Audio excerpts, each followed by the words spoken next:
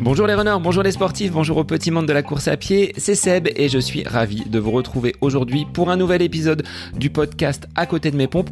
Comme chaque semaine, on ne brise pas la chaîne, même pendant cette période de vacances où je prends encore quelques jours du côté de la Loire-Atlantique pour bien recharger les batteries avant la rentrée qui se profile là. Là, ça touche à sa fin, mais je savoure encore ces derniers moments et puis je serai ravi d'échanger avec vous sur les épisodes déjà sortis, d'avoir vos retours, votre ressenti.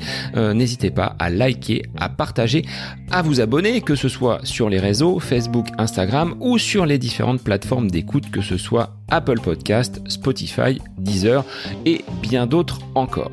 Alors savez-vous comment mener de front une carrière de sportif de haut niveau, d'endosser la casquette d'organisateur d'événements, mais aussi de chef d'entreprise, de consultant et de coach? Ce sont les questions posées dans cet épisode à Antoine de Wild que j'ai eu le plaisir d'accueillir sur cet épisode du podcast. J'ai eu la chance de rencontrer Antoine en 2016 lors des 20 km de Paris et nous nous sommes retrouvés à l'occasion des Foulées du Gois du côté de Noirmoutier en juin dernier. Antoine a accepté l'invitation et quelques jours après cette course, nous avons pu procéder à l'enregistrement. Athlète de haut niveau, Antoine a remporté plusieurs titres de champion de France de cross, mais aussi de 3000 mètres steeple. Vainqueur à 4 reprises des Foulées du Gois, ce passionné est à l'aise sur n'importe quel format de course. C'est la passion qui l'anime et qui coule dans ses veines. De son envie de transmettre et de faire vivre la région de la Nièvre où il habite, il est l'organisateur du marathon de Nevers et fondateur du magasin La French Run. Dans cette boutique consacrée au running, au sport et au fitness, Antoine s'attache à promouvoir une gamme de produits avec un fort accent Made in France.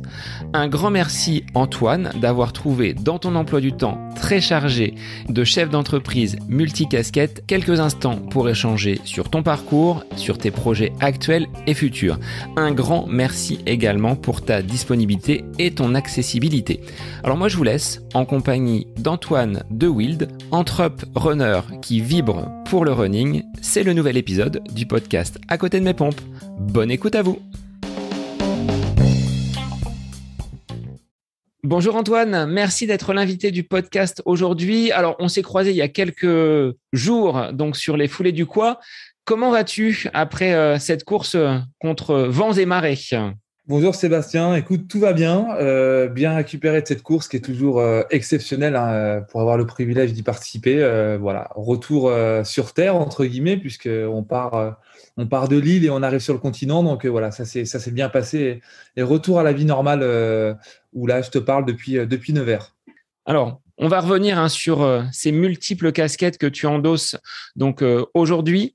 Je vais te laisser te présenter façon un petit peu état civil, nous dire d'où tu viens, qui tu es, avant de basculer sur ton profil de sportif et comment la course à pied est entrée dans ta vie.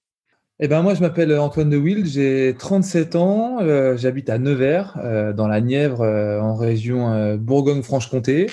Je suis athlète, un petit peu moins aujourd'hui, et un petit peu plus donc chef d'entreprise où j'ai créé la société La French Run. On sera amené à en parler là sur ce podcast. Je suis toujours évidemment un passionné de running et de toute cette communauté qui l'entoure. Et c'est ce qui fait qu'aujourd'hui, l'intégralité de mes activités professionnelles, mais aussi physiques, sont tournées autour de cette passion. Depuis ta plus tendre enfance, la course à pied s'est imposée à toi comme une évidence ou pas ? Mais pas du tout. C'est très contradictoire. Moi, j'étais un petit peu touche à tout. J'ai fait aussi notamment je coupe un petit peu parce que le magasin est encore ouvert. Donc voilà, on est un peu sur deux domaines en même temps. Non, pas du tout. La course à pied. Moi, j'étais un peu touche à tout. J'ai fait un peu de foot. J'ai fait un peu de karaté parce que j'adorais Jean-Claude Van Damme quand j'étais petit. J'ai fait du tennis de table, Et la course à pied est arrivée vraiment par hasard. Et c'est assez paradoxal. Ce que je veux dire, c'est que je suis pas un passionné de l'activité en elle-même.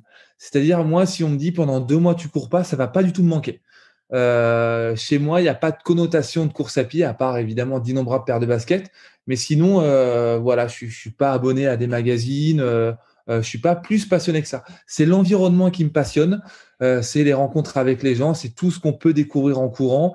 Et évidemment, c'est ce côté un peu échappatoire quand on court, quand on ressent son corps, quand on ressent la nature, cette sensation de liberté. Voilà, c'est vraiment ça. C'est vraiment ça qui me passionne plus. Et c'est vraiment voilà une introspection un peu quotidienne. Le karaté, c'est que tu n'arrivais peut-être pas à faire le grand écart, non?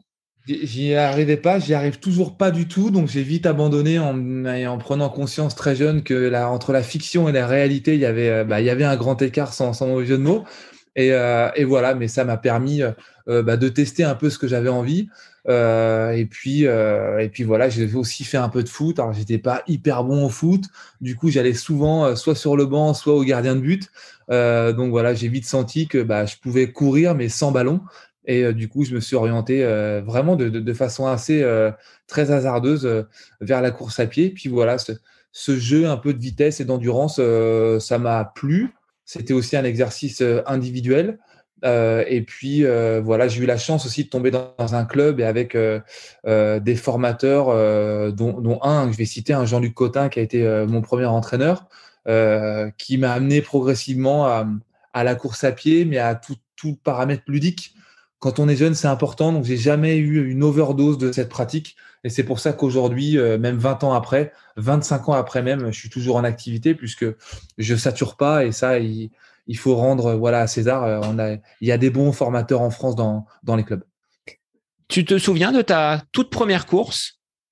Ouais, je m'en souviens bien. Ouais. C'était un dimanche midi, on venait de faire un repas de famille avec mes parents et on est parti se promener après le repas. Et il y avait une course intramuros qui était au bord de Loire, donc c'était vraiment, c'était à côté de chez moi. Et là, il y avait une petite course d'organiser. Moi, j'ai voulu y participer, mais plus voilà, pour m'amuser et parce qu'on était avec de la famille. Donc j'étais en en gros en mocassin et puis short, puis en Bermuda. Et ma catégorie d'âge était passée, donc j'ai couru dans celle au-dessus et j'ai gagné la course. Alors, on n'était pas énormément, hein, mais voilà, le fait d'avoir une petite coupe, je me souviens, ça m'avait marqué. Et mes parents tenaient une brasserie à l'époque.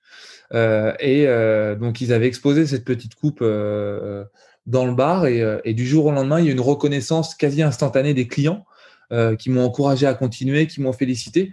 Et voilà, ça m'a vraiment. Euh, j'ai senti voilà vraiment quelque chose de bien qui était réalisé. Et du coup, j'ai souhaité continuer. Je me suis inscrit dans un club et puis voilà, je me suis amusé. J'ai continué à m'amuser de cette façon. Club avec lequel tu es toujours licencié. Tu es fidèle depuis de très, très nombreuses années. Ouais, depuis plus de 25 ans, j'ai fait un petit passage éclair en junior par La Roche-sur-Yon. Et puis, du coup, mais ouais, ça fait 25 ans que je suis licencié à Nevers, dans le même club, le même stade, la même ville. Voilà, moi, c'est des choses que j'aime bien. Voilà, c'est mes repères, hein. Moi, j'aime beaucoup mon club, même si évidemment, j'ai un peu moins d'entraînement qu'à une certaine époque. J'aime ma ville. Voilà, je suis assez fidèle à ce que je touche et ce que j'aime et je change rarement. Je change rarement, donc voilà, je suis très bien comme ça. Alors, comment tu as évolué de cette petite course du dimanche en mocassin à ces nombreuses victoires, ces nombreux titres, ces 4 trophées au foulée du Gois? Alors après, tu me diras quelles sont tes plus belles récompenses, tes plus belles courses, mais comment tu as basculé sur le statut d'athlète professionnel? Ça s'est fait vraiment progressivement, hein. Je pense que quand on est jeune et quand on démarre, en tout cas pour moi, à cette discipline, on se dit pas, voilà, on va être champion de France ou autre. Ça s'est fait vraiment progressivement avec des entraînements crescendo au fur et à mesure de l'âge. Et puis voilà, au début, on touche à tout, on fait un peu de longueur, de saut en hauteur, etc. Puis j'ai rapidement été tourné vers l'endurance. Et puis voilà, j'ai commencé à être champion départemental, puis l'année d'après régional, puis champion académique avec le collège, etc. Et c'est ça qui m'a donné vraiment le goût un peu de la compétition et d'essayer de gravir à chaque fois l'échelon supérieur. Moi, quand j'étais jeune, j'étais un petit peu timide, j'avais un peu de mal même à m'exprimer euh, avec mes copains de classe ou dans une classe au plus grand nombre, je bégayais même. Ça peut s'entendre encore aujourd'hui, même si je pense que je m'exprime normalement. Mais voilà, et du coup, la course à pied a été aussi un échappatoire et un moyen de reconnaissance extérieure. Donc du coup, voilà, ça m'a permis de continuer, de me faire plaisir dans cette discipline et surtout de me fixer des challenges vite et jeune. Et voilà, et après, il y a eu les championnats de France. Puis après, on est dans le truc, quoi. On se compare un petit peu par rapport aux autres de sa catégorie d'âge. On fait des stages régionaux, stages nationaux. Et voilà, ça vient de fil en aiguille. Il faut pas être pressé, il faut être patient. Et puis voilà, faut aimer ce qu'on fait. Je pense que c'est important. Alors, de ces titres en cross-country, 3000 mètres steeple, bah, tu étais aux côtés d'un médaillé olympique, Maïeddine Mekissi. Est-ce qu'il y a un regret de ne pas avoir pris le bon virage, ou est-ce que tu dis finalement c'est à cet âge-là, on peut finalement aller chercher un petit peu tout le monde sans qu'il y ait cette hiérarchie qui se met en place? Alors, moi, j'ai aucun regret dans ma vie en général. Jamais personne m'a forcé à faire quelque chose. C'est des choix que j'ai fait seul. On peut avoir des remords sur certaines situations, mais je suis vraiment pas une personne qui nourrit des regrets. Moi, j'ai vraiment fait ce qui me plaisait. Après, effectivement, j'ai battu Maïdine qui fait vice-champion de France. Donc, quand moi je suis champion de France junior, je crois que quatrième dans cette même course, ça doit être Johan Durand qui fait 4. Il y avait aussi un petit peu plus loin derrière Benjamin Malati, etc. Donc, c'est vraiment des coureurs qu'on a retrouvés ensuite par la suite sur marathon et dans différentes catégories. Non, parce que je pense qu'en cadet junior, c'est encore un petit peu… tout le monde peut être champion de France, entre guillemets. Donc, je ne vais pas dire que c'est un coup de chance parce que derrière, j'ai confirmé aussi ce résultat. J'ai pu aller au championnat du monde et au championnat d'Europe. Le seul regret que je peux avoir, c'est évidemment physique, où j'ai été freiné pendant très longtemps par des tendons d'Achille douloureux. Voilà ce qui m'a freiné, je pense, dans ma progression et dans ce plaisir que j'avais, notamment sur 3000 steeple en cross, qui sont mes distances, je pense, de prédilection. Ces deux disciplines en plus se rapprochent assez fortement, donc même le Gois, hein, évidemment, voilà, il faut monter les genoux, il y a pas forcément c'est assez instinctif comme course, on se retrouve un petit peu comme on est en cross-country. Donc non, j'ai vraiment pas de regrets et c'est des gens encore que je côtoie aujourd'hui et forcément c'est super de se dire triple médaillé olympique pour Maïeddine qui a une carrière exceptionnelle. Maintenant, ça serait présomptueux de ma part de me dire je l'ai battu une fois, j'aurais pu être triple médaillé olympique. Pas du tout. Voilà, pas du tout. C'est une course. Tant mieux pour moi ce jour-là. Ça a orienté ma carrière d'une certaine façon. Et voilà, on a tous des chemins différents, que ce soit Johan, Benjamin, etc., Denis Maillot, pour citer qu'eux, qui faisaient partie, évidemment, mais même Thibaut Naël, sur cette génération-là. Est-ce que ta grande taille a été un atout sur ces courses où il faut vraiment envoyer un petit peu du bois et puis se sortir d'un guépier en cross ou comme sur les foulées du Gois, où là, il faut passer par-dessus les vagues? Je pense qu'en cross, ça peut être un atout sur un terrain un petit peu gras. Maintenant, en termes général, je suis pas un coureur hyper rapide. Donc, forcément, quand on est un peu un grand échalas, voilà, il faut mettre de la fréquence dans son amplitude. Donc, c'est difficile. Donc, je suis pas sûr que ça soit un avantage quand on veut aller vite sur du demi-fond, le fait d'être grand. Après, voilà, ça a eu son avantage forcément en cross-country. Sur 3000 steeple, ça, c'est une certitude.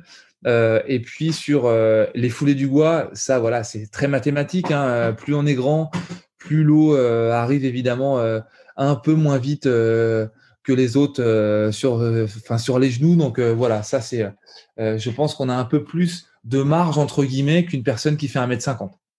Donc si on veut se mettre à l'abri, on se cale derrière toi, Antoine, et puis on est protégé du vent. On pourrait, même si on n'a pas forcément la même aspiration qu'au vélo, mais effectivement, s'il y a de grosses rafales, ça peut aider. Après, je suis pas très costaud au niveau des épaules, hein, donc faut vraiment se mettre dans la lignée de la colonne vertébrale.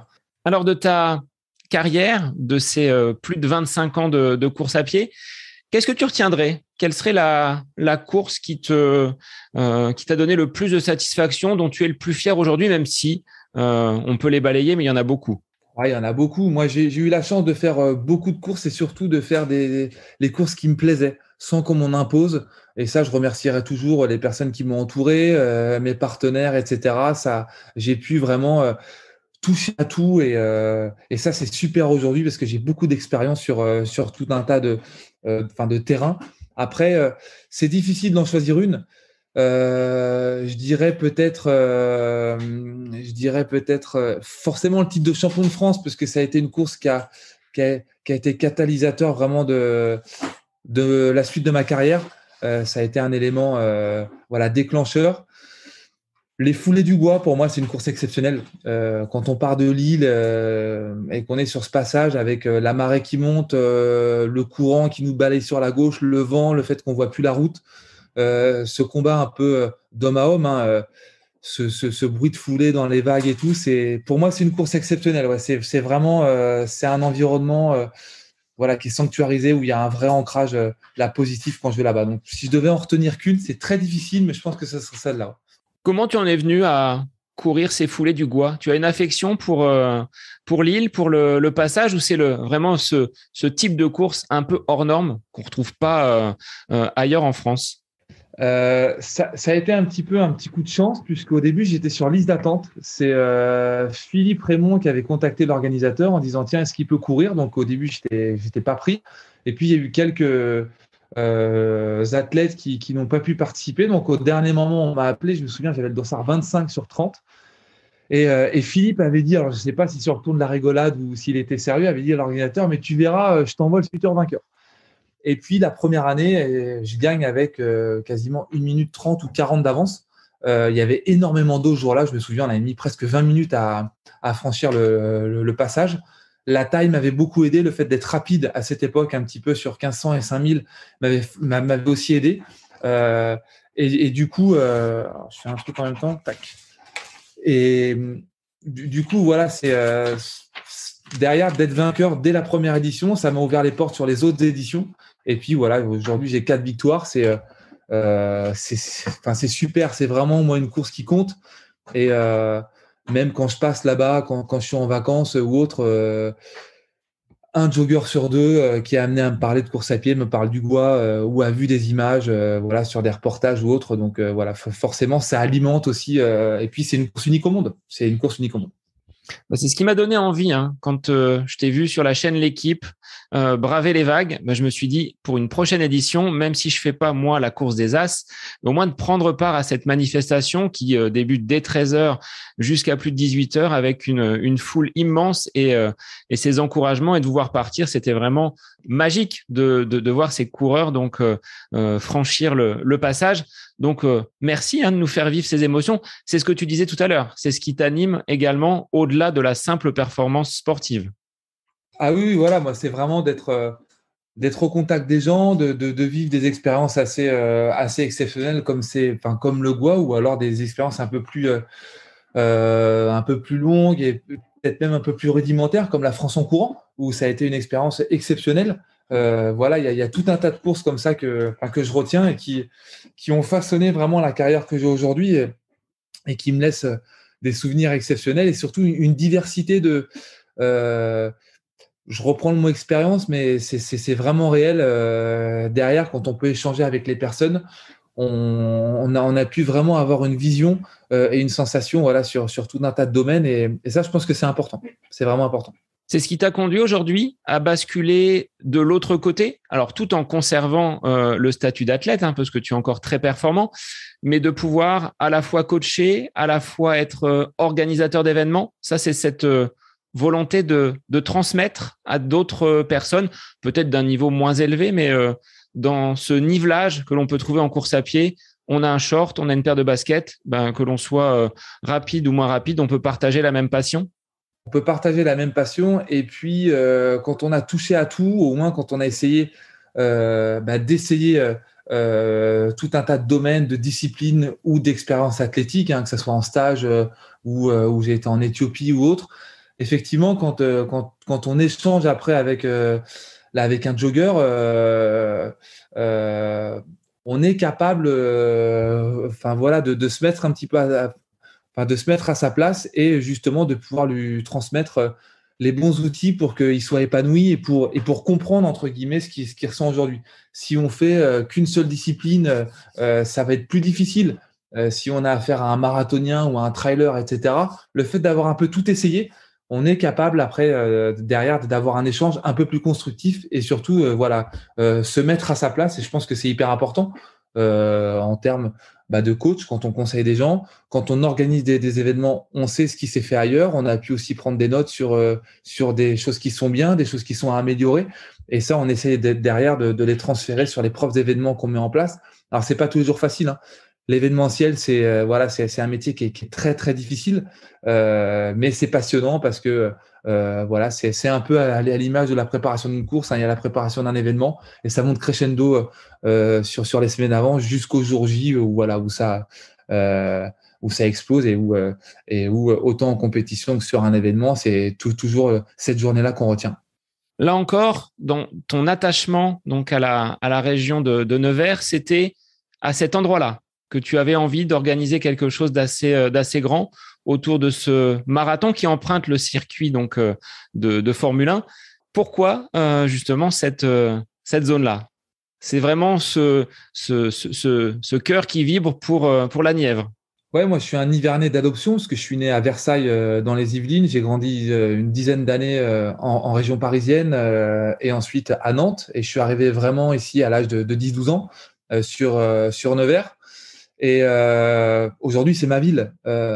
J'y habite, je travaille ici, je m'entraîne ici, j'ai mes amis, j'ai ma famille. J'ai une vraie, j'ai une vraie affection pour cette ville, pour ce patrimoine. Pour moi, c'est une ville. Ok, c'est une petite ville, c'est sûr. On a une trentaine de mille d'habitants ici, mais pourtant, voilà, je trouve qu'on est. Il y a la Loire qui passe sur notre ville. Il y a un patrimoine qui est exceptionnel. Il y a un beau cadre de vie. On est quand même proche de tout. On est à 2 heures de Paris, de Lyon, etc. Moi, j'ai une vraie affection et j'ai une vraie affinité pour cette ville. Et après, ça se commande pas. Et du coup, tous les partenaires, même la municipalité qui me fait confiance depuis des années, ça a été légitime de rendre l'aide qu'on m'a apportée pour essayer de développer de l'attractivité locale et sur le territoire. Donc, en faisant marcher, en faisant courir les gens. Voilà, ça a été hyper important. Et j'ai essayé de le faire à mon niveau et en étant aussi bien entouré. Et voilà, depuis des années, j'ai des gens qui me soutiennent et qui m'aident aussi à pouvoir faire tout ça parce que seul, on n'est capable vraiment de rien. Et voilà, ça contribue, entre guillemets, à mon petit niveau, à une dynamique sportive locale. Et ça permet aussi de faire connaître Nevers, de faire connaître mon département et ma région. Donc, ça, c'est super. Il y a des gens qui passent par Nevers, qui viennent visiter le magasin ou qui viennent faire le Nevers Marathon, etc. Donc, si aussi on peut apporter un petit peu de touristes, c'est génial. Donc, tu te sers un petit peu de ta renommée, de ta visibilité pour dynamiser finalement cette région rurale. Je suis pas très loin, hein. Orléans, les Châteaux de la Loire, on est aussi sur des petites villes et il y a besoin d'acteurs comme toi pour faire bouger nos centres-villes.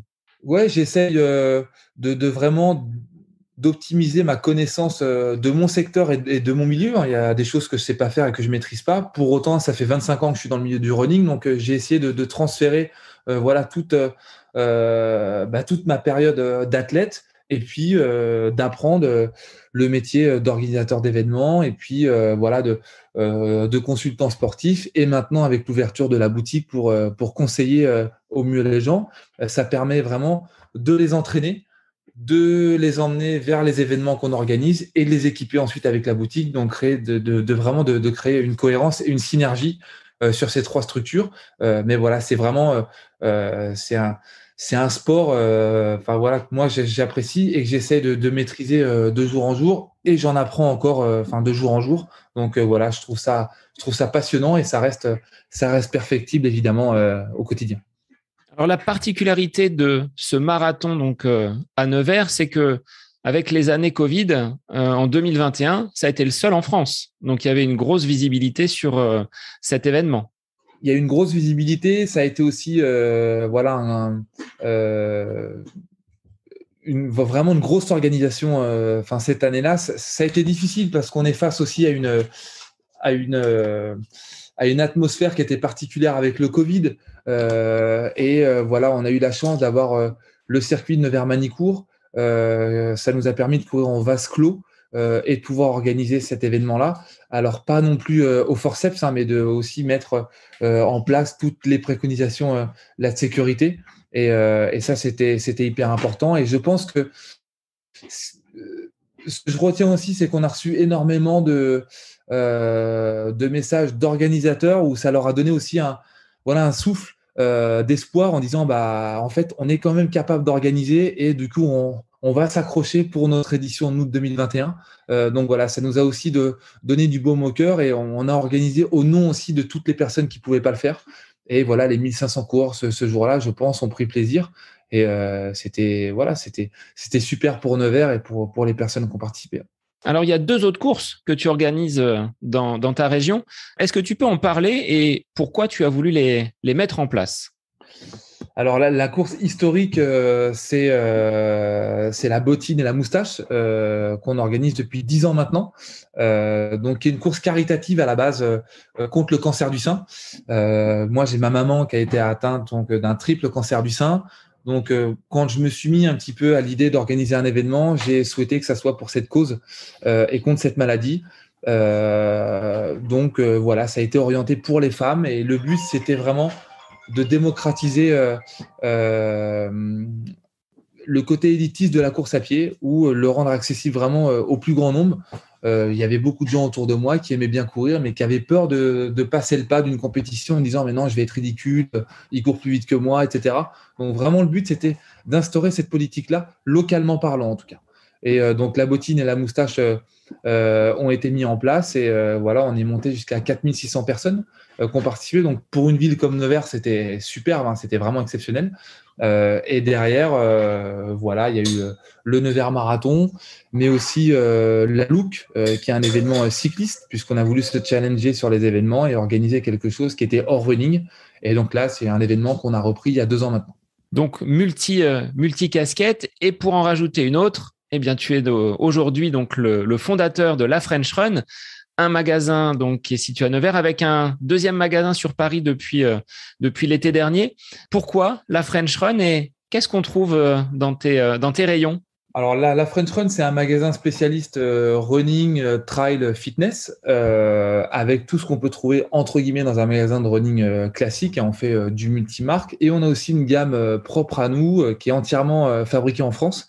Voilà, c'est quelque chose moi qui m'a toujours passionné. Enfin toujours, c'est suite à un week-end lors du salon du Made in France à Paris, où j'ai vraiment été émerveillé par ce qui se faisait. Et puis voilà, je me suis renseigné progressivement sur le Made in France. Ça m'a plu. J'ai aimé voilà les valeurs, de tout recentrer sur les locaux, sur le local, sur sa chaîne de distribution, etc. Et c'est quelque chose qu'on a voulu mettre en place ici. Et du coup, voilà, aussi créer un environnement un peu plus épuré qu'un magasin de running classique, avec la possibilité de s'équiper aussi en lifestyle. On a des pulls en mérinos, des choses pour habiller le coureur aussi après sa pratique. Donc, on a un magasin à Nevers qui est en plein centre-ville. Ça fait 1 an et demi qu'on a ouvert. Et on a ouvert aussi un magasin qui a été éphémère sur Paris, donc de juillet 2021 jusqu'à fin février 2022, et qui était basé donc dans le 16e arrondissement. Alors, qu'est-ce qu'on trouve comme produit? Tu as vraiment été chercher de la chaussette, du t-shirt, là, 100% Made in France. C'est circuit court pour ne plus dépendre des fournisseurs, on va dire, étrangers et un petit peu éloignés de notre pays. Ouais, c'est sûr. Alors après, je pense qu'il ne faut pas tirer à balles réelles sur les fournisseurs étrangers, hein, qui travaillent aussi très bien. Il y a un vrai, il y a un double discours, hein, sur le Made in France qui est évidemment de nos jours très marketing. Le Made in France existe depuis des dizaines et des dizaines et des dizaines d'années. Seulement, voilà, avec l'émergence de certaines marques, effectivement, c'est devenu un petit peu à la mode. Maintenant, d'autres fabricants étrangers ne travaillent pas forcément moins bien que des fabricants français. Seulement, il y a des coûts qui sont un petit peu moindres suivant les pays, ce qui forcément impacte le prix final là pour le client. Donc, le but, c'est aussi d'essayer de mettre en place des produits de qualité, d'être raisonnable sur la quantité qu'on fabrique, et puis voilà, d'essayer de faire un peu moins de collection, un peu moins de coloris aussi, et de cibler un petit peu plus nos produits pour que voilà, ça puisse correspondre évidemment à nos clients, mais aussi faire des collaborations comme on a fait avec Oxitis, avec BV Sport, avec Coureur du Dimanche, et ce qui permet d'avoir des produits de qualité en collab avec des marques françaises. Voilà, ça c'est ce qu'on peut trouver voilà, d'assez innovant dans notre espace ici, en tout cas à Nevers. Quelle a été la difficulté avec l'arrivée du Covid? Parce que tu t'es lancé à un moment où c'était peut-être pas le plus opportun. Vous avez réussi quand même à passer cette crise et à pouvoir faire fonctionner le magasin dans de bonnes conditions? En fait, nous, on ne sait pas ce qu'était le commerce avant le Covid, puisqu'on a ouvert au deuxième déconfinement. Donc, on n'a pas de point de repère comme nos homologues ici, là en centre-ville, qui peuvent avoir des magasins depuis 10-15 ans. Nous, on n'a pas ce repère-là. Donc, c'est vrai que parfois, c'est un petit peu difficile. On navigue entre guillemets à vue et au jour le jour. Maintenant, le Covid, forcément, a fait du mal dans les habitudes des gens, ça c'est une certitude. La crise qui s'ensuit ont des répercussions sur le pouvoir d'achat, forcément des runners ou autres. Donc, il faut essayer de s'adapter à ça. Il faut fidéliser un maximum notre clientèle. Il faut innover. Il faut voilà, jouer sur des tableaux sur lesquels peut-être la vente Internet ne peut pas jouer. C'est difficile. Après, est-ce qu'il y a un secteur qui n'est pas dans la difficulté aujourd'hui? Je pense pas. Donc, il faut travailler, il faut faire le dos rond, il faut profiter des moments quand il y a des périodes qui sont un peu meilleures. Et il faut essayer de se réinventer un peu au quotidien quand il y a des moments qui sont un peu plus durs. Et c'est aussi pour ça qu'on a une structure un peu variée avec de l'événementiel, du coaching, une boutique. Ça permet évidemment quand il y en a une qui est un peu plus en difficulté, que voilà, plus un peu être soutenu par l'autre. Sinon, ça pourrait être difficile. Après, on a pu, et je termine sur ça, sur la boutique, mettre en place aussi ce magasin dans le centre-ville parce qu'on a eu un soutien de la municipalité, de l'agglomération, qui ont favorisé vraiment l'implantation de commerce, en tout cas sur Nevers et chez nous. Et ça a été vraiment un avantage et je les en remercie puisque si on n'a pas cette aide-là, je pense que c'est difficile aujourd'hui pour un porteur de projet de s'installer dans un centre-ville sans expérience particulière et en arrivant avec ses valises. Les valises sont pas pleines quand on démarre. Donc voilà, c'est vrai que ça aide et ça favorise l'implantation forcément aussi en hypercentre. Alors, après ce magasin éphémère sur Paris, est-ce que tu ambitionnes de développer peut-être d'autres magasins, la French Run, dans des grandes villes de France, mais pas forcément Paris? Aujourd'hui, c'est pas à l'ordre du jour parce que on a plus l'ambition de se stabiliser au niveau régional. Si on est amené à se développer, ça sera à l'échelle, pour l'instant, de notre région, je pense. C'est là où on a le plus de notoriété, où aussi c'est plus facile pour nous de se déplacer. Et puis, voilà, il faut qu'on arrive aussi à trouver notre équilibre avec les produits qui fonctionnent chez nous, notre stock. On est un peu autodidacte, on a ouvert il y a 1 an, donc par rapport à d'autres grosses enseignes, on manque forcément un petit peu d'expérience. Et puis voilà, façonner aussi notre partie digitale avant de se relancer un peu à la conquête d'un deuxième ou d'un troisième magasin. Et puis voilà, on a les 2 autres activités autour qui nous tiennent chaud aussi. Et voilà, et ça permet aussi nous de nous diversifier. Ça fait du bien d'être un peu en boutique l'après-midi sur un événement ou le matin voilà sur l'académie. Voilà, c'est des choses qui sont bien et qui nous, en tout cas en interne, nous apportent un vrai équilibre. Tu accompagnes également des chefs d'entreprise. Enfin, tu fais des séminaires pour peut-être les préparer sur des événements sportifs, mais peut-être également sur ton passé de sportif et ce que tu as vécu, ce que tu as acquis comme expérience. Là encore, tu es dans la transmission. Oui, alors moi je trouve que c'est important et aujourd'hui le sport en entreprise doit prendre une place majeure. Le sport à l'école déjà, parce que ça doit démarrer de là, le fait d'avoir une activité physique régulière. C'est pas le but de faire des usines à champions, hein, mais loin de là. Mais peut-être d'avoir le bon rythme et les bons automatismes déjà petits sur sur peut-être prendre un escalier au lieu d'un ascenseur, sur aller à une course peut-être en marchant, faire un petit peu un petit peu de sport, un petit peu de jogging. Je pense que ça c'est important. Et en entreprise parce que je pense que le rendement d'un salarié, l'entente entre les salariés peuvent être bien meilleure s'il y a une activité physique ludique qui peut être mise en place par l'entreprise. Ça fédère les salariés entre eux. Ça permet aussi voilà, de se fixer un challenge, un objectif, de se dépasser. Et puis, voilà, quand on fait de l'activité physique, on se dépense. Naturellement, on doit aussi mieux s'alimenter derrière, se décharger de stress, d'une certaine pression. Les décisions qu'on prend après une activité physique sont souvent meilleures qu'avant, où on est peut-être un peu en saturation. Ça va aussi jouer sur la qualité de notre sommeil. Donc, je pense que ça a vraiment des vertus et puis des bienfaits qui sont bénéfiques. Ça, c'est une certitude, voilà, pour le salarié ou pour un groupe. Donc, c'est des choses que nous, on développe énormément, évidemment, en interne et qu'on fait voilà, sur des entreprises de la région. Je prends la dernière en date qui était l'entreprise Bouchard Père et Fils à Beaune, où on a préparé un groupe de 20-25 personnes à faire le 10 km et le semi-marathon. Et entre l'ambiance du groupe à la première séance et le jour J, il y a vraiment voilà, une vraie évolution et c'est palpable. Et ça, en tout cas, c'est super. En tout cas, moi, je fais ce métier-là pour ces expériences humaines-là. Est-ce que tu as l'impression de travailler au final? Parce que tu as toujours cette passion qui rythme ton quotidien. Donc, c'est une chance peut-être aussi. C'est une bonne question. Oui, parce qu'il y a des moments où je suis franchement KO et je me dis c'est dur. Entre les coachings qui démarrent très très tôt le matin, la journée en continu en boutique et parfois voilà de l'administratif ou du coaching le soir, les journées sont extrêmement longues. Mais objectivement non, parce que je fais quelque chose qui me plaît. Euh, je pense que j'ai une chance de faire quelque chose que j'ai choisi. Il y a des gens aujourd'hui dans la vie de tous les jours, ils ont un métier qu'ils n'ont pas forcément choisi.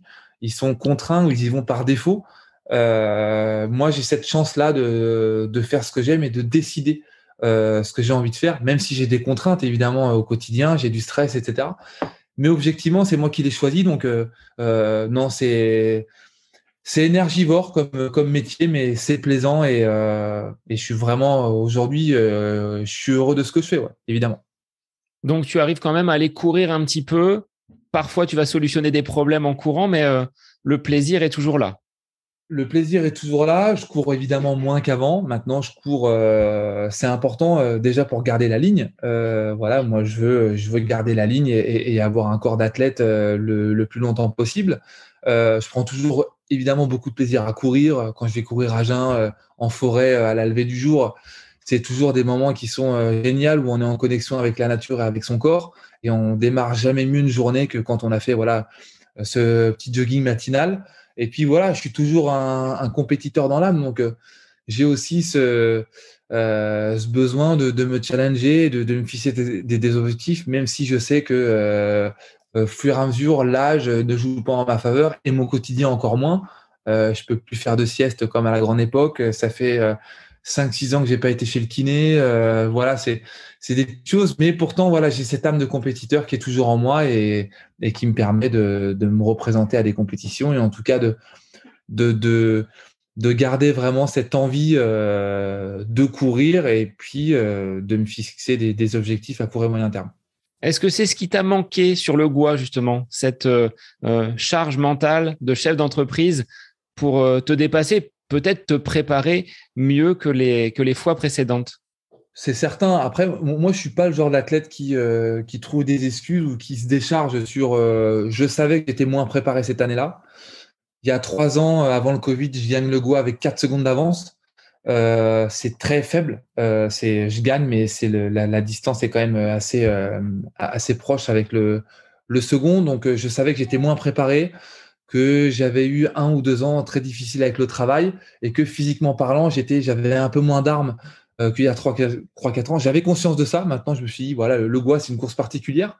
Je me suis déjà présenté au Goa très, très fort et pourtant ne pas gagner et des moments étant moins préparés et pourtant sortir vainqueur. Donc, voilà, j'ai voulu y aller en ayant connaissance un petit peu des risques. Et puis, voilà, j'ai donné le maximum. Je me suis dépassé et je suis à ma place.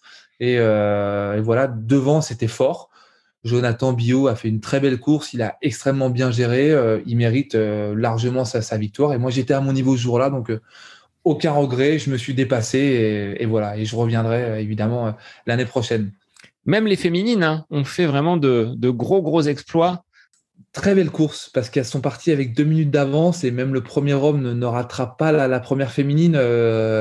C'est un petit gabarit de poche, hein, la première femme. Donc, quand on connaît la vitesse de montée d'eau, ça a dû être d'autant plus difficile. Donc, non, et c'est bien qu'ils aient mis des femmes sur cet événement-là. Ils ont aussi trouvé cette année le juste milieu entre la montée d'eau, le départ des femmes et des hommes. Et moi, je trouve que c'est super qu'il y ait la parité sur un événement sportif comme ça. Et elles ont prouvé encore plus qu'elles avaient largement leur place.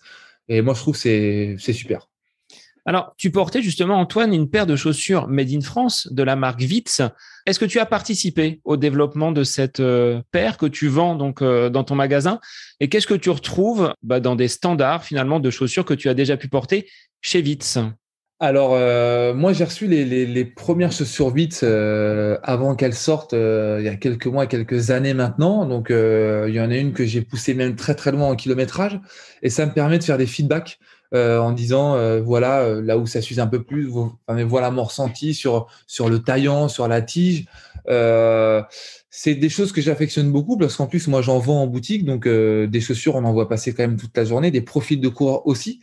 Donc, ça permet, je pense, d'avoir aussi ce côté un petit peu critique, mais qui peut favoriser la marque aussi, voilà, à corriger un petit peu leurs différents modèles. Moi, je trouve ça super que BV Sport ait redonné un second souffle vite, que ça soit voilà une paire de running 100% made in France, qui est perfectible. Hein, la marque en a conscience quand on voit la V2 déjà qui est sortie là avec la transition en HIT. C'est vraiment une super paire par rapport à ce qui est sorti il y a un an et demi. Et je pense que c'est chouette et il faut continuer à aller dans ce sens-là. Et c'est la France, BV Sport, Saint-Étienne, Cholet, puisqu'elles sont fabriquées là-bas. Je pense que ça peut être une marque qui compte déjà, mais qui va compter encore plus dans l'environnement du running français et international dans les années qui viennent. Alors, est-ce que tu portes toujours des Mizuno? Parce que c'est sur ce modèle-là, enfin sur cette marque-là que je t'ai découvert, ou Saucony, parce que je pense que Benoît doit vouloir t'en proposer quelques paires quand il vient te voir du côté de Nevers. Alors moi, j'ai couru déjà avec Benoît sous Saucony, puisqu'il était mon team manager quand moi j'étais à un moment donné chez Mizuno. Je suis resté 8 ans. Donc non, objectivement, je cours plus en Mizuno. Je cours en Vitz maintenant depuis quasiment 2 ans. Je prends beaucoup de plaisir en plus vraiment à courir avec cette marque.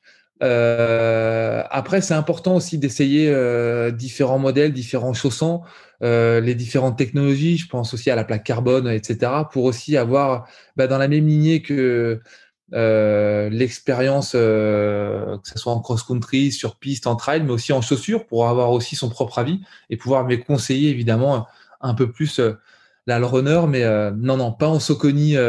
Malheureusement, il n'a pas encore réussi à me faire chausser une paire de Saucony, mais c'est toujours un plaisir de voir Benoît ici, puisqu'on a couru ensemble et maintenant, voilà, on travaille ensemble, comme Gilles Segri de chez Oka, etc. Voilà, ça nous permet de nous remémorer évidemment les années antérieures.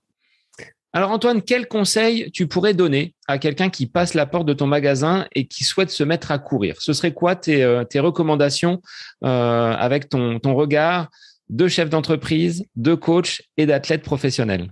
Alors déjà, il faut qu'il ait envie de s'y mettre, qu'il ait envie de courir. Ça, c'est hyper important.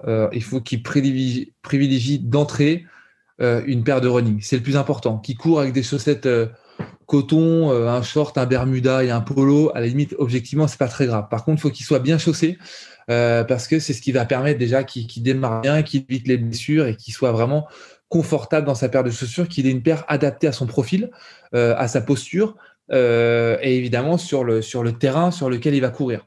Qu'il y aille progressivement. C'est important qu'il ne brûle pas les étapes. Il n'y a pas de honte à démarrer en alternant la marche et la course. Au contraire, il ne faut pas qu'il soit dégoûté. On a beaucoup de gens qui démarrent et qui ont un parcours en tête, qui essaient de le faire le plus vite possible. Et au bout de 3-4 entraînements, qui sont à plat parce qu'évidemment, c'est difficile.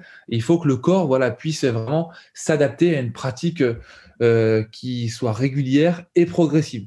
C'est le conseil que je dois lui donner. Évidemment, qu'il se rapproche d'un groupe d'entraînement ou d'un club, puisqu'il aura de bons conseils et puis il y aura une émulation qui va se mettre en place. Donc voilà, c'est les petits conseils que je peux lui dire. Puis qui varie les terrains. La course à pied, c'est la liberté. Donc, il peut courir dans la rue, en forêt, au bord d'un fleuve. Ça, c'est quand même super pour notre discipline. Alors, Antoine, quelle sera ton actualité pour les semaines et les mois à venir? Euh, Courir un peu cet été. Voilà, le Goa me fait me remettre un petit peu aussi à l'entraînement parce que voilà, j'ai subi un peu cette course, donc c'est difficile déjà à accepter, puis à encaisser. Donc le but c'est d'être un peu moins essoufflé et un peu moins chargé au niveau des jambes quand on court ou quand on est à une intensité assez haute. Et puis voilà, préparer évidemment les événements futurs qu'on organise avec la French Run, avec la Loup Gravel qui aura lieu en septembre. La Croquette, on organise un canicross solidaire aussi qui aura lieu en octobre, et évidemment le Nevers Marathon by Plus qui se déroulera en partie sur le circuit Nevers-Manicourt en novembre, qui est l'événement entre guillemets phare de notre société, donc voilà, qui sera support aussi des championnats de Bourgogne de marathon cette année-là, et voilà, on va essayer de l'organiser du mieux possible pour espérer un jour avoir les championnats de France sur notre épreuve. Ça serait super pour nous évidemment, mais pour les coureurs locaux et évidemment pour le territoire. Au niveau des Jeux Olympiques, est-ce que tu penses que la French Run a une carte à jouer sur l'organisation, sur la participation pour équiper peut-être quelques athlètes? Quel est ton regard sur cet événement international qui se prépare dans notre pays? Est-ce que tu vois quelque chose du côté de Nevers? Alors, évidemment, c'est génial qu'on ait les Jeux Olympiques en France. Ça, c'est super. Ça va créer des vocations, des infrastructures sportives, donner un gros coup de projecteur, voilà, même pour les jeunes et tout. C'est vraiment. Et puis voilà, les valeurs de l'olympisme, je pense que c'est exceptionnel que ça se déroule en France et à Paris. Après, ça serait présomptueux de dire que la French Run a un rôle à jouer sur cette organisation-là. Objectivement, je pense que non. Si à notre humble niveau, on peut équiper évidemment des athlètes qui peuvent être dans le besoin ou etc., on le fera, voilà, évidemment avec grand plaisir. Nous, on est une petite structure, donc le but, voilà, ça va être d'aider à notre humble niveau, et puis pourquoi pas de contribuer par ricochet ici en continuant à faire courir les gens, aussi à les faire marcher et à continuer dans cet esprit-là d'activité physique générale. Et puis pourquoi pas avec notre territoire, évidemment, être un acteur, alors peut-être pas majeur, mais pour que les gens puissent aussi aller voir ces Jeux Olympiques-là et encourager évidemment nos athlètes français. Donc, on verra peut-être sur le marathon 2024, celui ouvert de façon populaire ou pas? Non, c'est le marathon. C'est pas l'heure du jour, mais C'est pas pourquoi l'heure du pas? jour. C'est une superbe initiative de la part de l'organisation de Paris qui essaye vraiment de démocratiser l'organisation des Jeux Olympiques, et je trouve ça super, hein, vraiment de rendre un petit peu, de donner un petit peu cette touche de rêve aussi pour le sportif entre guillemets lambda. Je trouve ça génial, et même si on n'est pas coureur, dans tous les cas, on sera de l'autre côté de la barrière pour encourager et puis participer à cette fête, puisque voilà, je pense que de notre vivant, en tout cas, des Jeux Olympiques en France, ça sera qu'une seule fois, donc il faudra en profiter.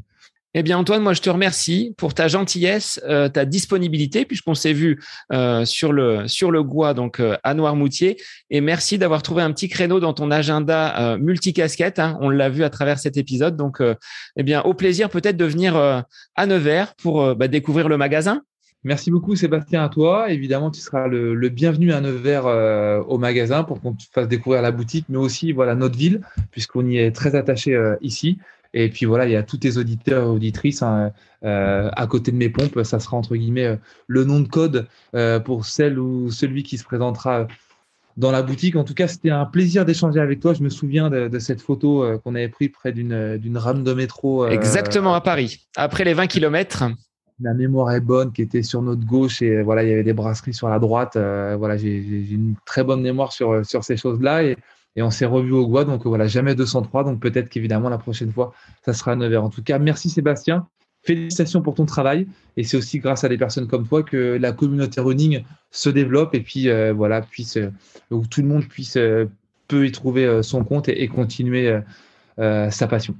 Eh bien, merci Antoine. Et pour les auditeurs, donc vous pouvez aller du côté de Nevers, donc au magasin La French Run d'Antoine, le mot de code à côté de mes pompes. Vous l'avez retenu.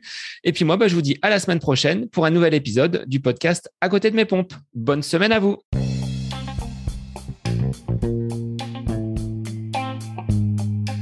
j'espère que cet épisode avec invité vous aura plu. Je vous remercie infiniment de votre écoute. Pour faire remonter le podcast dans les classements, je vous invite à laisser une petite évaluation sur Apple Podcast, 5 étoiles, un petit commentaire, ça me fera énormément plaisir et vous permettrez au podcast d'être remonté, diffusé, déployé sur ces différentes plateformes de façon plus importante encore qu'il n'est actuellement. Et puis je vous invite à me retrouver sur les différents réseaux, Facebook, Instagram. Laissez votre petit message, votre commentaire, ça me fait plaisir d'échanger avec vous.